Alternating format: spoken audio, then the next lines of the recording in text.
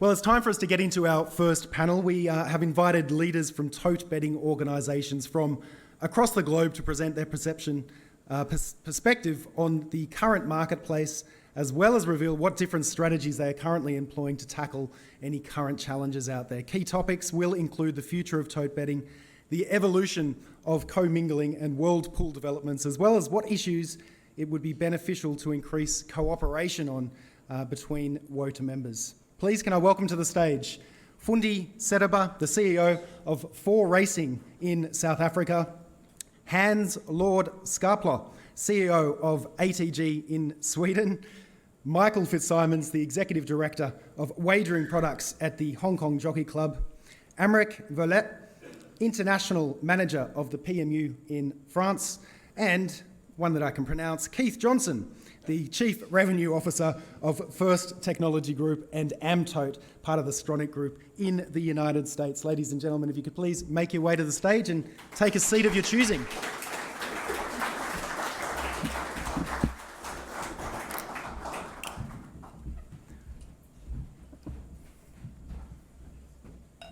Now guys, I didn't tell you this, but we're going to kill 2 birds with the one stone and play a little game just to check your mics and get to know you a little bit better. And Fundi, we'll start with you. Lovely. We'll go from left to right. 4 quick questions. Your favourite bet type, Fundi? For me, the Gen Z in the room, win place. Win place. Keith? Exacto. Hans? V75. Of course. Get plus bet in France. Okay. It would have to be the Quinella. Quinella, right, nice one. All right, what about favourite horse? I have a feeling I know who you're going to say. Fundi? Sparkling water. Thought as much. Keith? Sorry, I have to go with Secretariat. Nice one. Yeah, Swedish horse, Legolas. Okay. Not well known. Well, I am between trotting and gallop. I have to choose, but we'll say at the moment, first time Bourbon in trotting. Nice. And if I don't say Golden 60, I cannot return to Hong Kong. All right, next one. Favourite race course? Really? Turfentine. Of course, beautiful turpentine. Now you're going to get me in trouble. Saratoga. Ooh, I thought you may have said Del Mar, Keith. It's a tough second. Now I'm really in trouble. Asa? Yeah, I would say Solvalla as a Swedish track, but I also have great memories from Melbourne. Oh yeah, Flemington. Nice. Yep. Beautiful. Aymeric? Chantilly, I think it's in June the best place to be. With all you have around, the track is really beautiful. It's a flip of a coin for you. Well, I would like to give a shout out to Leopardstown, but it has to be Happy Wednesday at Happy Valley. Nice one. And finally, your favourite beverage to consume on a day out at the races? Champagne. A shout out to Pimlico and the Preakness, the Black Eyed Susan. Champagne.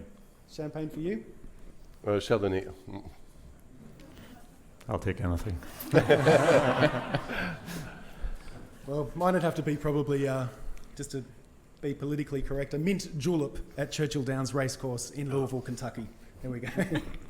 All right, well, let's get into our debate. And Keith, I'm going to start with you because obviously international commingling is a really hot and very important topic at the moment, and I think that we can dig into that. And there is a lot to unpack initially, and we have only got a short period of time. Keith, the reason why I want to start with you is because you've been in the industry for 30 plus years now in various roles for Stronach Group, and that's pretty amazing too because you've only just turned 45, so you must have got started very, very young. Commingling actually commenced in the United States in the late 80s. You were around at the time. Can you take us back and set the scene? How did commingling actually begin? Sure. Well, one problem, you said short period of time. I've brought the history of commingling here in this book, so I'll start from the beginning. But no, thank you. And yes, I was getting into this industry as a part-time job at the time. I didn't know I'd be here 30 plus years later. I was blessed to get involved at a transformational time in the industry, which was the beginning of simulcasting in earnest in North America. So I had the fortune of being in operations at the time and learning all of that from the grassroots up. helping to build out that infrastructure within the U.S., particularly over the decade or so. And then more recently, still a long time ago, probably 15, 20 years ago, getting together with many people who are still in this room today to start to expand that reach across the globe, to truly take advantage of the power of parimutuel and Tote, which I'll get to a little bit more later in the panel. So we built out that infrastructure together. I'm very proud of everything that we accomplished together. It has sustained our sport for many years. I think it will sustain it for many more years to come. So the good news is we've built this out. We've built the relationships. We've built the infrastructure. It works well. We've evolved it to some extent. Most recently, we've added some new protocols and some custom protocols. We've updated the legacy ITSP protocol to some extent, and it's served us well. And we now have a foundation from which to expand that on, and we actually have a mandate to do that because of the increased competition that we're seeing, some of which we're just starting to see in some of the transformations going on in North America, but that we're all experiencing worldwide. So proud of what we've built. There was a lot of effort put into it by all the various teams. There was a lot of effort put into making business cases, convincing our executives to invest millions of dollars to build out this infrastructure. But we can't stop now. What I would say is we've built this. I'm proud of what we've built. But now it's time to transform the platforms that we need to transform, including our own. We're building our own as we speak. Most of you, or some of you have heard me talk about our new Prism platform. It also involves building out new protocols to support some of the things that we need to do to properly innovate and add new bet types that strengthen our position competitively, to address some of the issues we have in terms of data and transparency of data and real-time data that will help us transform the product and attract new customers. So all of these things are in front of us, and we need to keep going, would be my comment on current state and progression. Thanks, Keith. And that's all we have time for this particular... No, thank you, Keith. That's a nice history lesson there, just the start. And Michael, let's come to you. Like 30 years after Keith was there and around the time that commingling was invented, the Hong Kong Jockey Club is now on the cusp of something quite groundbreaking with the World Pool concept. Can you, for those in the room that may not be overly familiar with it, just to explain the World Pool concept and the success that it's had since it was introduced at Royal Ascot back in 2019? Yeah, I suppose the World Pool originally started collaboration between Winford, the CEO of Hong Kong Jockey Club, Royal Ascot, and the UK Tote, as a way of supporting the UK racing industry, but also to give us some summer content. The success of which has grown year on year. We've now added more partners, more racetracks, and I think everyone in the room is very familiar with where we've got to now. To the future of where we can go next, as Keith has alluded, a super exciting, genuinely disruptive product that we can put in front of customers. The role of WoTA, where we go next, is to bring that alignment between everything we do. So everything from products to rules to data to bet types. As we grow this together as a group, we can then turbocharge it, into the future in a way that genuinely disrupts and genuinely challenges the fixed odds market. So, in terms of where we've come from and where we can go, it's been a super exciting journey. The Jockey Club is very keen to invest in this and very excited by the potential. Yeah, great stuff. And Fundi, the World Pool concept hit South Africa earlier this year for 2 events, resulting in some exponential increases on handle. It must be exciting for you and the team at 4 Racing as the new kid on the block in South Africa for racing to see that sort of exponential increase when the Tote's trying to remain relevant against sports betting operators and the like. Can you tell us about some of the challenges that you're facing in South Africa and some of the potential opportunities that World Pool presents, and maybe some other opportunities as well? Thanks, Andrew. I think, like rightly you say, the 2 events being the Gold Cup and the Met have proven quite successful being World Pool events. I have to also then selfishly say that, that is the 2 other operators. So ideally, the 3rd operator would want a World Pool event as well, being one of the 4 racing properties. But I think where it has really yielded great results from us is from a broadcast perspective, because we've made sure that everybody within the South African racing context is adequately meeting the standards that are required by Hong Kong. So that's been driven by our digital and broadcasting product. So we're very proud of that support to the industry. And similarly, because the Tote, we are the sole Tote licensee within South Africa. So everybody has to go through our Tote, being South Tote. So we're proud as For Racing to be able to propel the two industry operators within that space to play in the world pools. But I think importantly, what it's also done is, I think as we collaborate more, it is such a pivotal product that can start to bring in the newer generations, the new diverse audiences that we're all looking for within horse racing, and making sure that we start to create, a bigger audience, bigger playing in that space. So we're definitely looking forward to playing more in that space, leading and making sure, most importantly, that we educate, because I think horse racing, as probably one of the newbies in the room, is not an easy sport to understand. It's not an easy sport to take part in. But when you've got a pool like the World Pool, we just need to make sure that the data and the education is bolstering that all around, to make sure that we have definite increases all around. Yeah, very important education, of course, for those, particularly cross-selling those from sports betting into racing, although we talk a lot about cross-selling racing into sport, but education, very, very key as well. Aymeric, PMU, obviously a great advocate of the Tote and very bullish about the Tote's future as well, particularly from a co-mingling perspective. How do you see PMU fitting in with the World Pool? And as Hong Kong outbound co-mingles with you in France, with the odd meeting here and there, I think it started with the ARC in 2019, is there a potential point of time where we might see PMU rather than the Hong Kong Jockey Club as the host of a World Pool meeting when Hong Kong can't get involved? Maybe it's something. Well, the fact that commingling for us, as you say, is very important. So the first commingling partnership on French races was with Switzerland in '91, and the first one on the US racing in France was with the Breeders' Cup in 1997. And since then, we have developed a lot the commingling. We are in 31 countries today, with 56 partnerships, and we really believe in the common pool. And before coming to the World Pool question, the fact why commingling is so important, we have seen in the year between 2012 and 2018 in France, the decline of the wagering of the Paris Mutuel. And why did we had this decline? We lost 2 billion euros in 8 years' time. What we saw is that we have increased a lot the offer in terms of number of races, in terms of occasion of bets. And the more offer you have, the smaller pool you have per bet, and the bets are less attractive to the punters. So in 2019, we decided to decrease the offer by 20% in terms of occasion of bets and in terms of racing.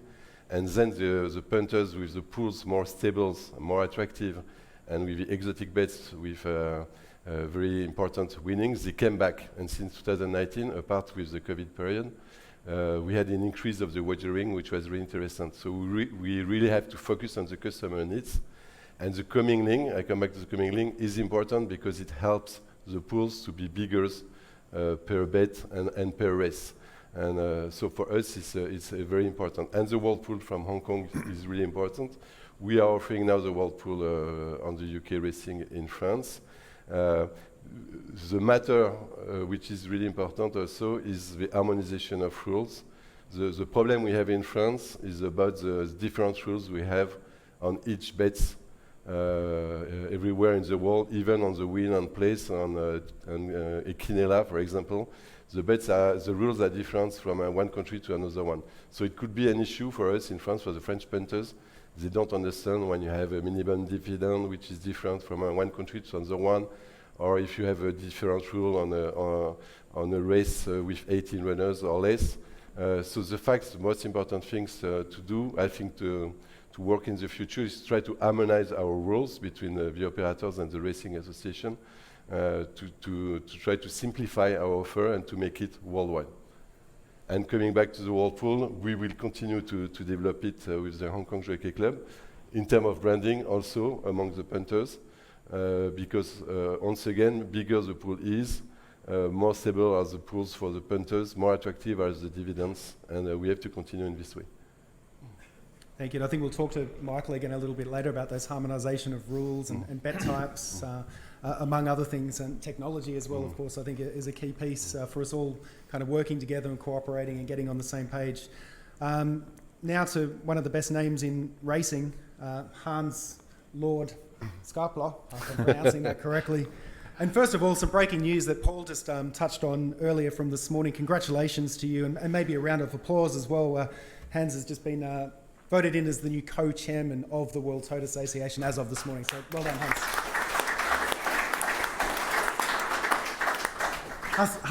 Obviously harness racing or trots racing, depending on where you're from, is very important to you in Sweden at ATG. You do have the Nordic pool, of course, for trotting, but what would you say is the future of the Nordic pool? Where does it fit in terms of the world pool, perhaps? And is there a future where you could see the world pool incorporating harness racing, trots racing?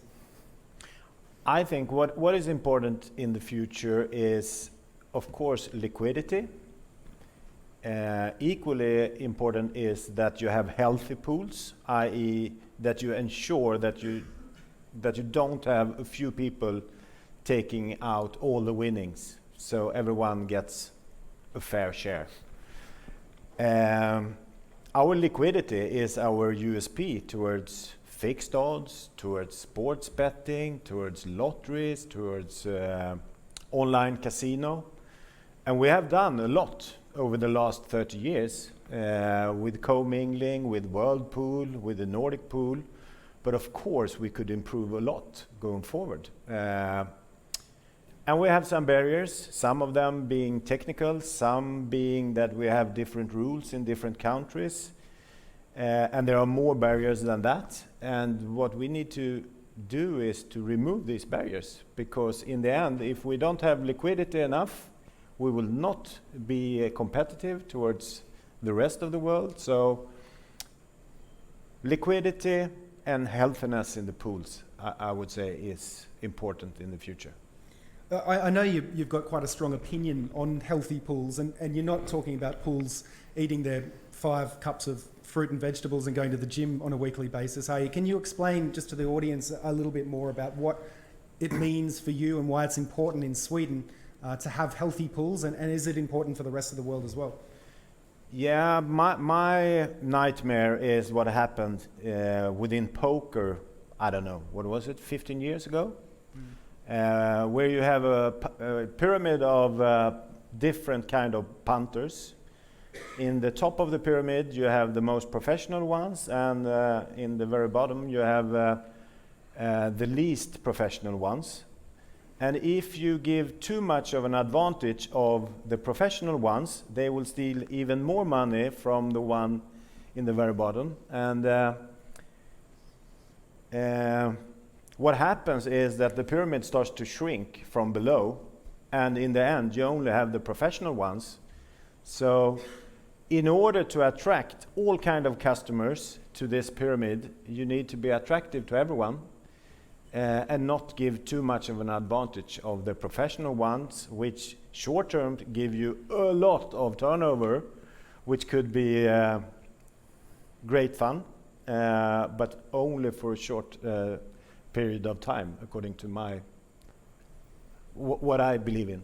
Okay, that's good to understand. I guess this is kind of semi-related to you, Michael, and on a WoTA webinar earlier on in the year, one of the ones that Paul just referenced earlier about commingling. One of your colleagues, Sam Natai, who actually used to work for Tabcorp at Sky Racing back in the late 90s, he actually said that even with these massive pools with huge liquidity, you can still see significant late moves in the final few minutes and all that kind of stuff. And here we are talking about how stable these pools are, but what measures, if any, are being put in place to address this potentially in the new protocol? Yeah. So I think late moves aren't necessarily a bad thing. If you have enough liquidity in your pool, it can be used as a good thing. It can be a marketable aspect of pools. It can be a point of differentiation. It can be a point of interest for your customers. So we don't want absolute, stable, consistent pricing either. But at the same time, for the smaller pools, you don't want big jumps. So how do you combat that? mainly through technology and professional management. So the technology would be the commingling protocols that we're moving to. If we go to a bet-by-bet basis, that makes stability as we collate the bets throughout the day and towards the end. And then also for the new ledger, we have the ability to wrap bets in technology that we can start to really surface new products such as time-based rebates or stop orders, or all those sort of financial style products that customers can use to sort of smooth liquidity as we go to the off. It is important to the professionals point. Professionals are important to the pools. We think around 15% of the pool be professional. Money is fine, but we're not running an abattoir. We need to protect our customers, and management of the professionals is very important in this respect. Great answer.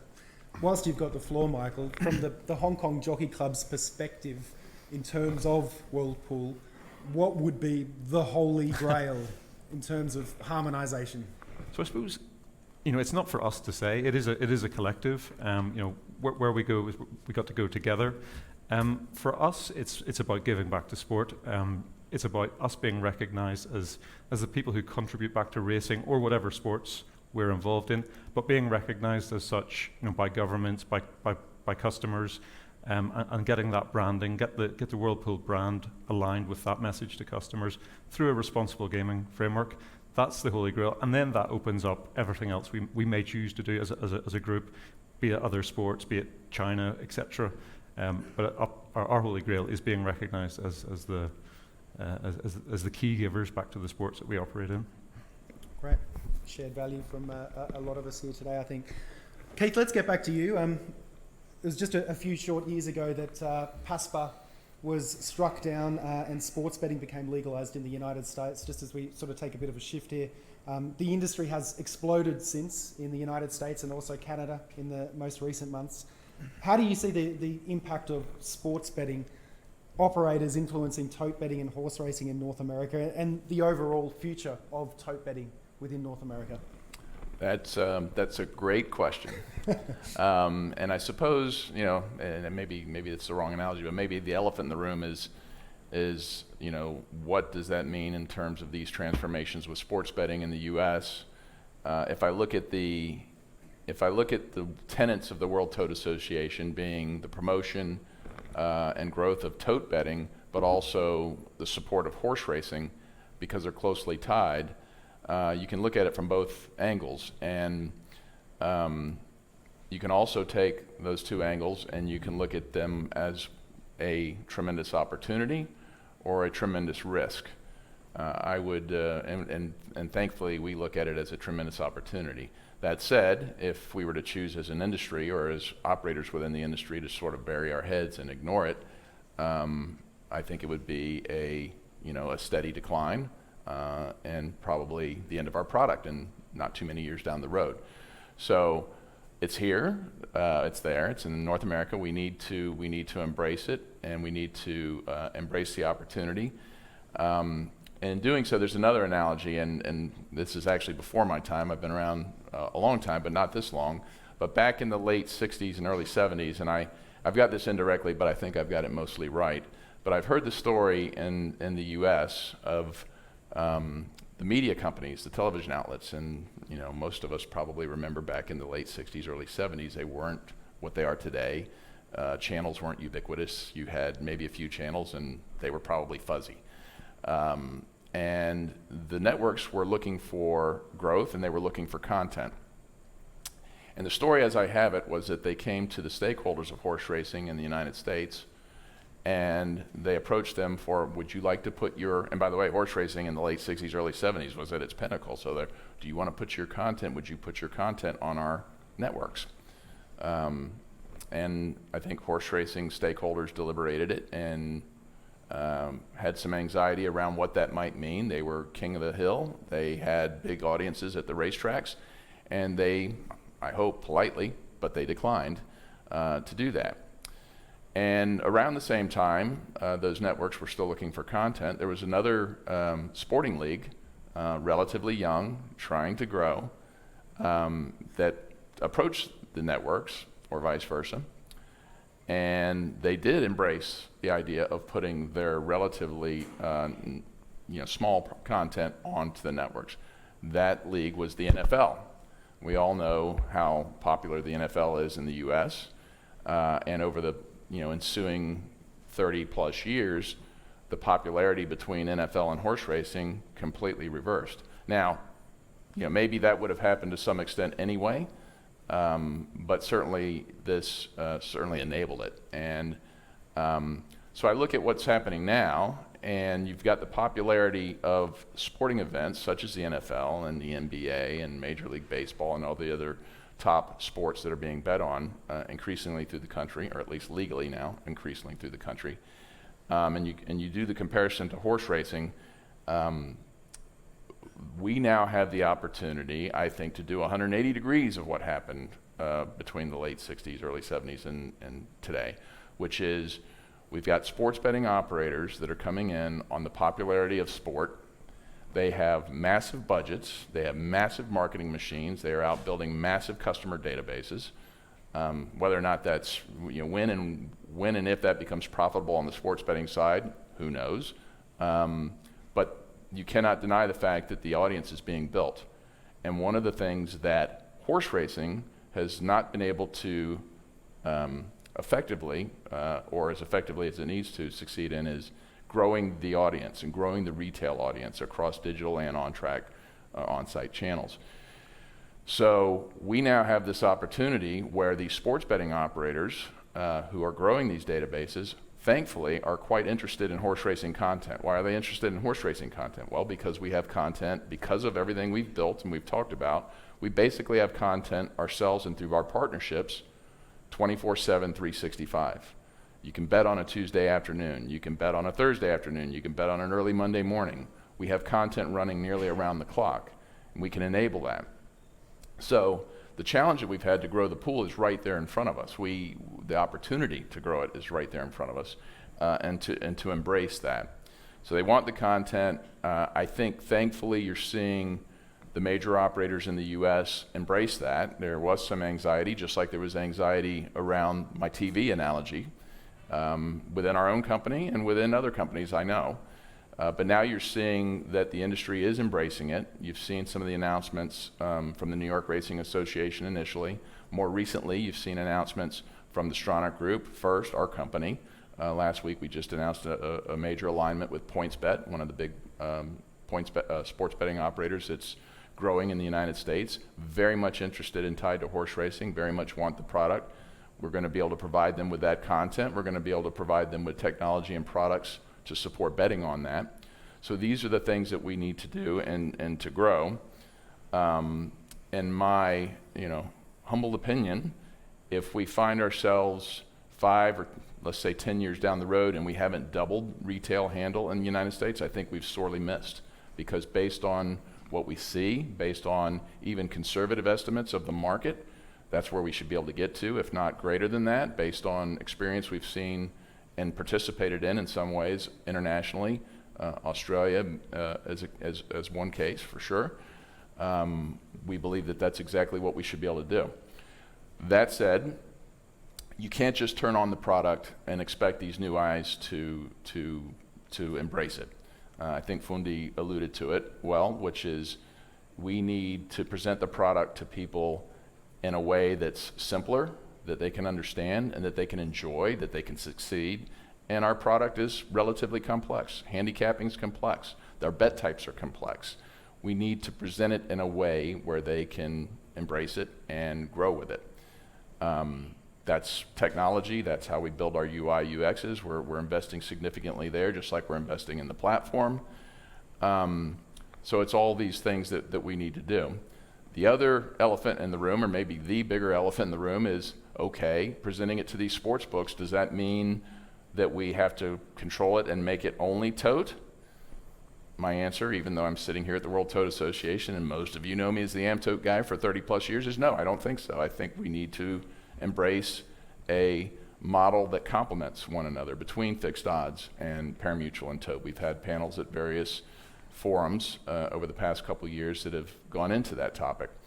But to do it, you have to do it right. We think that there's a path to build the right model. You have to convince the stakeholders, and in the US that means we have to go state by state, which is a complicated regulatory path. But you have to convince the stakeholders in each of these states, the racetrack operators, the horsemen, the regulators, that it's the right path. You have to demonstrate that the model you're putting forward is accretive. You can't put forward a model that says we're going to 10x your handle, maybe double your handle, but you have to put a model in front that makes it accretive to racing. You have to offer up what you can with fixed odds, whether it's simple bets or proposition bets that the Tote is not really necessarily advantaged in, or maybe can't even do in some cases, to complement what the Tote does do best, which is the exotic bets and growing liquidity. The Tote also has the ability, which sports betting can't do in the US, at least currently, to bet across state lines and commingle to get increased liquidity. And not just across state lines, but now globally as we've built out. So we can leverage those things and complementing with fixed odds to get us to where we need and really look back in 10 years and say, look what we've done for horse racing for the years to come. Building from that, and again, one of our tenets at the World Tote Association is horse racing, but we, as a Tote Association, the other thing we can do with pari-mutuel is expand that, and by extension help horse racing in some cases, to other types of betting events. It doesn't have to be limited to horse racing. There's no reason why we shouldn't be doing pari-mutuel sports increasingly. Pari-mutuel esports, maybe. I've had a debate with one colleague in here today about that already.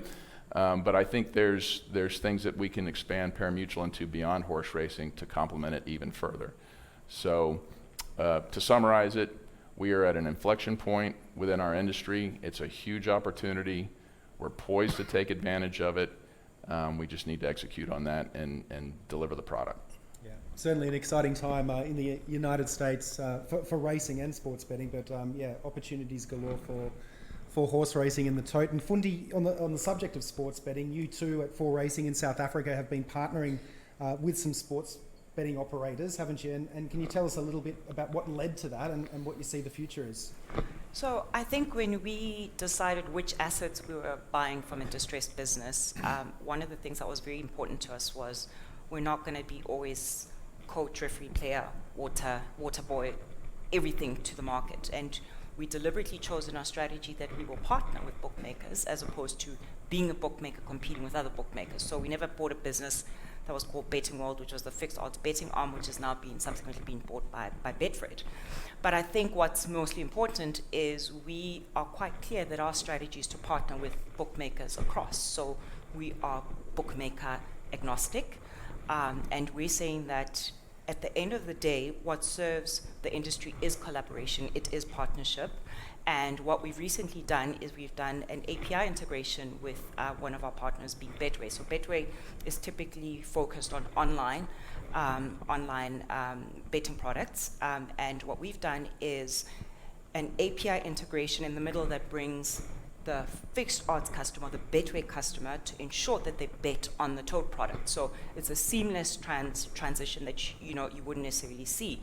And in that way, we're saying that we can actually cooperate with bookmakers, and it's not to the detriment, and bookmakers are not necessarily the enemy. It is about how we coexist.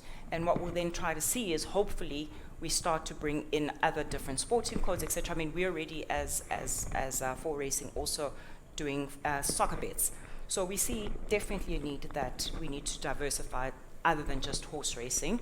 And when we partner with bookmakers in this particular fashion, we'll start to see a growth. We also, in the South African context, we are, heavily in competition with the open bet.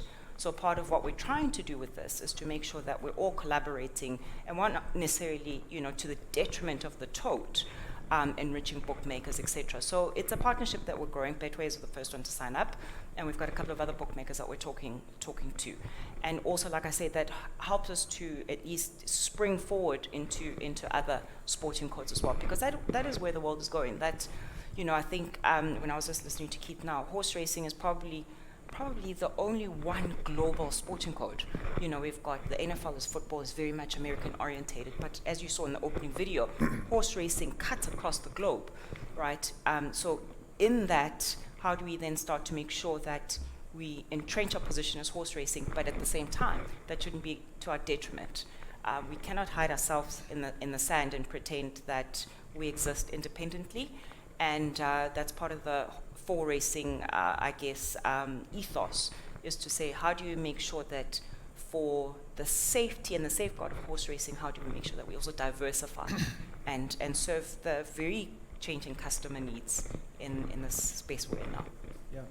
And Hassan, while we're on sports as well, I just want to touch on something that Keith floated, which you have already dipped your toes into, if I'm led to be correct, and that's actually pool betting on sports and potentially creating bigger pools, tote pools on sports. Can you tell us a little bit about how that's going and what the future holds?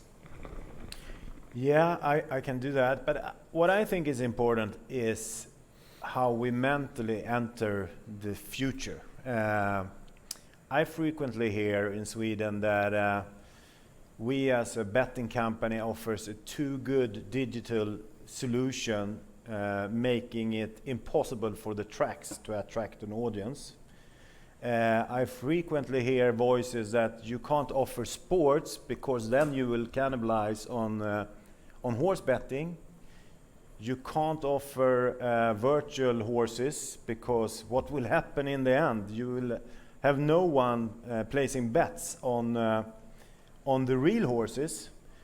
And like you said, we have to embrace the opportunities. We are not in the driving seat here. It's the customers being in the driving seat.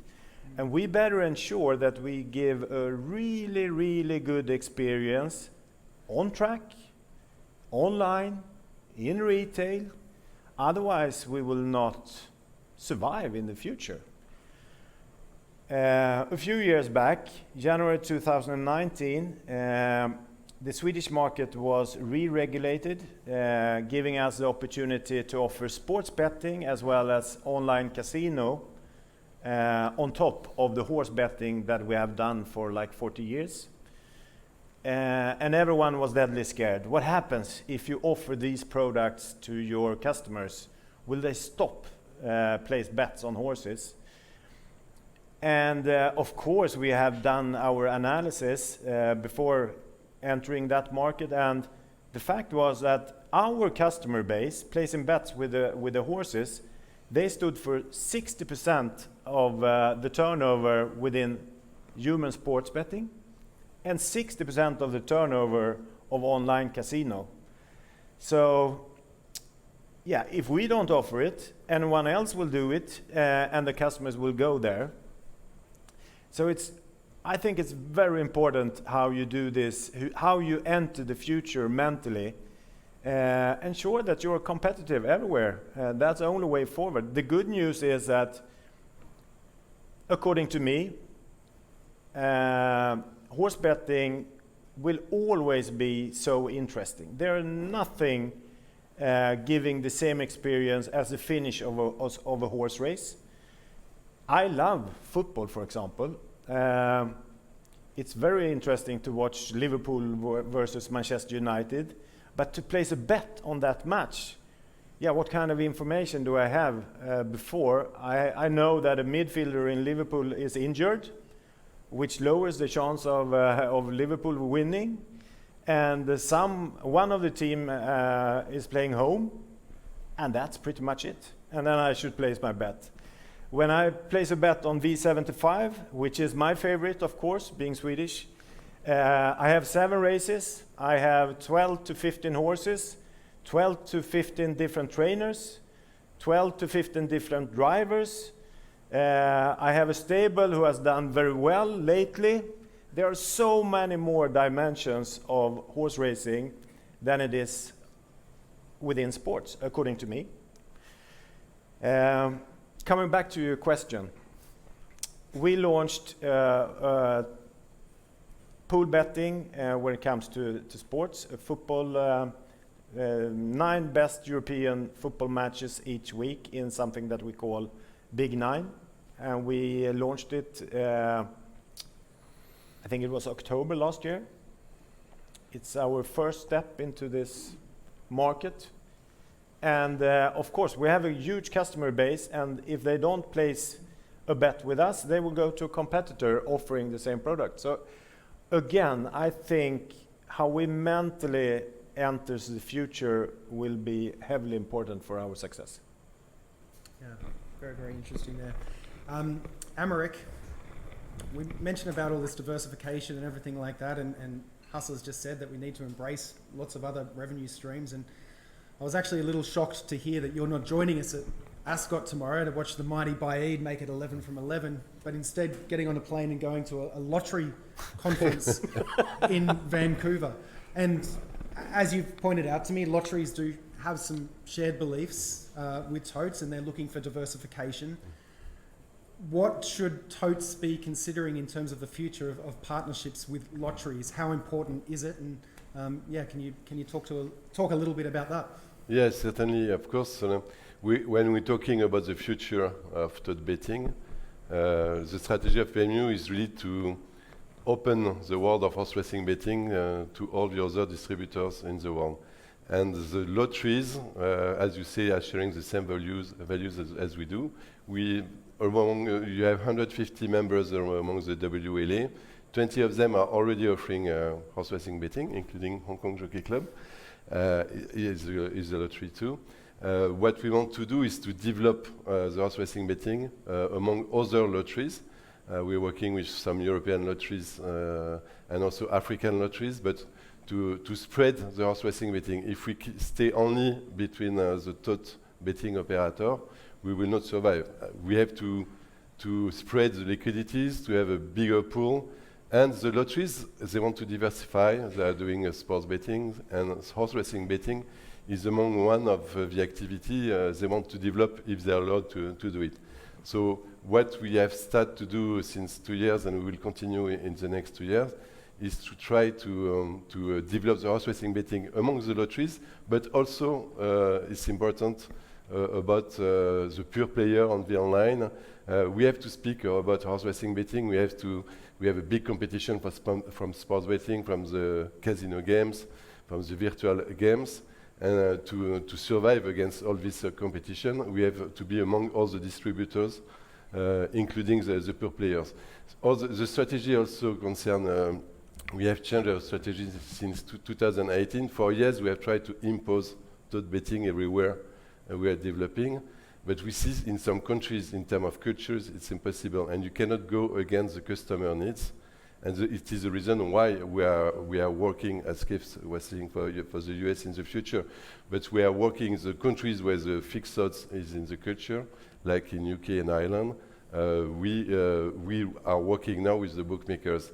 And in Africa, in Asia, you have also some countries where the only culture is fixed odds on sports betting. So if you want to educate people with horse racing, you have to pass through the game they like with the fixed odds. That doesn't mean that you have to offer only fixed odds in the country where the culture is fixed odds. Perhaps you could also offer the pari-mutuel betting plus the fixed odds. What we said for the Quintet Plus of the V75, not any bookmakers can offer today a winning of 3 to 10 million euros. Only a pari-mutuel betting company can do it. So maybe we can think about a mix of fixed odds and pari-mutuel to offer to these companies and to spread the horse racing betting among all the distributors, lotteries, but also the others like the pure players. Okay, well, we've just got a few more minutes left before we turn it over to the crowd to see if they've got some questions of our esteemed panel up here. One thing that we need to address is the global bet. What's going on, guys? We've been talking about it for 10, 15, 20 years. Is WoTA in charge of the global bet? A question, who wants to answer? Where are we in terms of progress? I know there's a lot to unpack in terms of harmonization or anything like that, but Aymeric, are you up to school? I was in the PMA group. We work with Paul and Keith and other people in the room today about the global bet. It was the dream of all the tote operators and also with ATG. But it was too difficult to find a common bet in all the countries. The V75 vertical bets in Sweden, Quintet Plus vertical bets in France, Triple Trio in Hong Kong. Among the races also, which calendar, trotting, gallop, everywhere in the world. So it was really, really difficult. We made some tests. We did a global bet with a trifecta and Prix de Diane in Chantilly in 2007. It was the first test. But the conclusion we had, it was 5 years ago, and perhaps it could change, is to say the rules are too different, the culture are too different. It's better to try to sell the exotic bet, each exotic bet in each country. For example, the V75 everywhere in the world, the PlaySport from UK everywhere in the world, the Quintet Plus everywhere in the world. So it's a better approach, we believe, a more realistic, more pragmatic, than create a global bet, as the culture, once again, are totally different in horse racing betting everywhere in the world. Okay, understood. Sounds. Go for it, Keith. So I would agree exactly what Aymeric said. I think it's mainly a rules item that we need to resolve. The plumbing is in place, the technical plumbing. That's the plumbing I've been talking about that we've all put in place together. So one of the things I'd like to see us focus on from the World Tote Association's perspective in the coming months and year is how do we resolve the fact that we do have the rules discrepancies, and how do we come up with the global pool? Because I honestly can see a pool, maybe a large pick-in pool, I mean a massive life-altering jackpot type pool, where we select racing operators around the globe to run various races that are part of a pick 15 or a pick 20 or maybe a pick 15 position 3. Now you really get into some serious combinations and some abilities to grow something, and we have to figure out a way to make the rules work.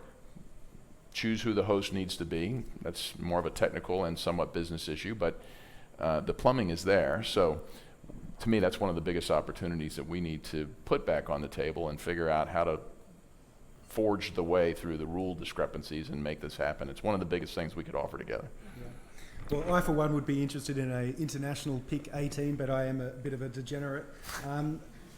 Moving on, we've got about 60 seconds, Fundi. I'll leave it with you. This is about cooperation amongst international totes. That's what WoTA's all about. If WoTA could grant you one wish, you can have whatever you want to help you at 4 Racing. You've got 60 seconds. What would that one wish be? Can I have 2 wishes in one? Sure. To get me a Whirlpool event, national. But 2, my new best friend sitting next to me, Keith, is for AmTote to also just start to assist our business, particularly in terms of prioritization and just speed. But we've had this conversation because I think we are only as good as the combined pool products, etc.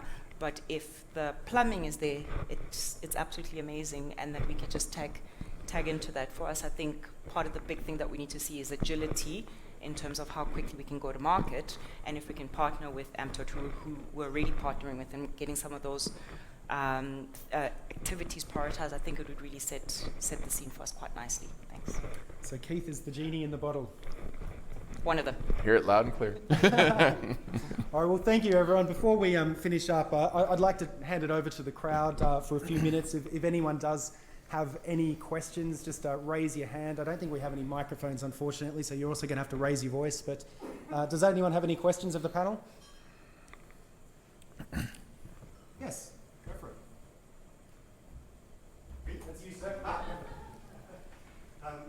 We hear the call for harmonisation of racing rules a lot, and it's made it today. And thank you, Florence. We've made a lot of progress on the interference rule, for example, with France moving over to Category 1.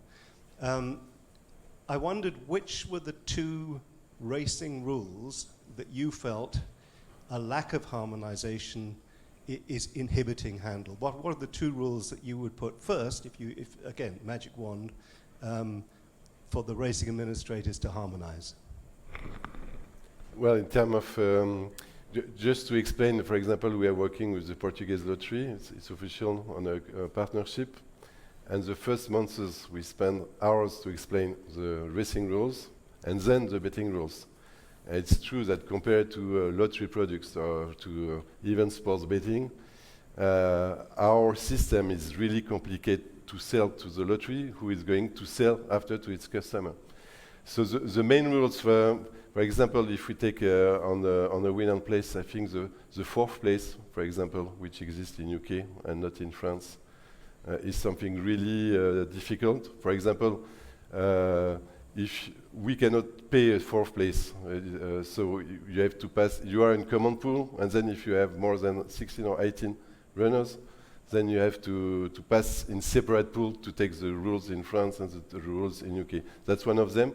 I think the dividend also is very important, because if you have mostly the big punters, when they bet a lot of money on win, they expect in France to be paid at 0.5. If they are paid 0.1 or 0.2, it's something they don't understand, and they are very angry after if they are paid less than expected, because they took a big risk. And so these two rules, for example, the idea will be to have the same dividend on win and place everywhere in the world, and to have the same rules when you have an handicap to pay the win and place, and to be the more simple possible, to have a win, place, and not Quinella or forecast, or to have 3 common bets everywhere in the world with the same rules, which could be sold in common pool everywhere, which everybody understands. That will be a first step for the harmonization of the rules.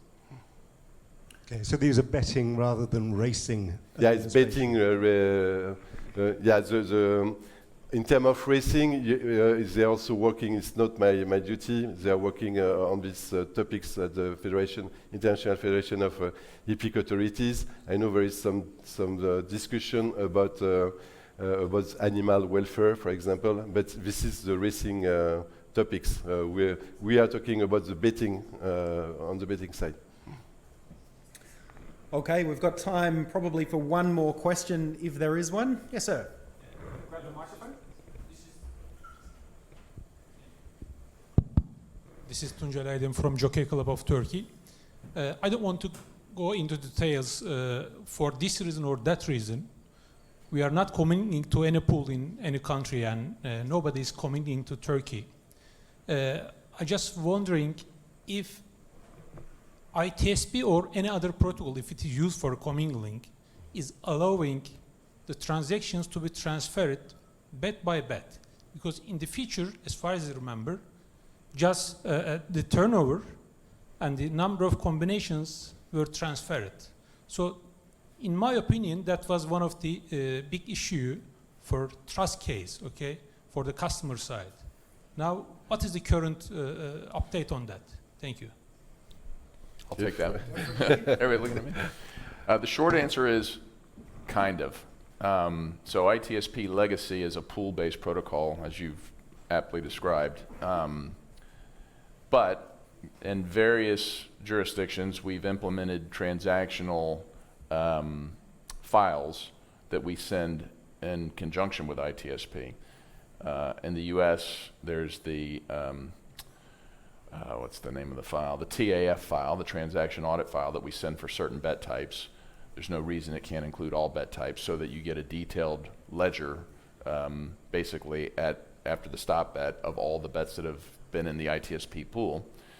We do similar, Hong Kong has the TXLV file, which has transactional data in it as well. So ITSP has, as a legacy pool protocol, has that, but it's sort of an afterthought bolt-on. It's not the ideal solution. Clearly, the ideal solution moving forward is a bet-by-bet protocol. There were challenges in the past, network communications, all of which are way in the past now. There's no reason from a Tote technology perspective that we can't do that. Then there's, in the past, there was concerns around the host having to validate every wager, which is something that host systems did not have to do in the past. But there's no reason with modern platforms, modern current networks, that we can't and that we shouldn't, and that's exactly where we're headed. I know that's exactly where Hong Kong is headed. And we as an industry have to implement that, and we have to see that all the partners implement that going forward. And it's not just integrity, it's to improve the data, to improve the product, it's to allow us to innovate quicker, so we can add a new bet type without having to go through everything that we've gone through with ITSP, which has served us well, but yeah.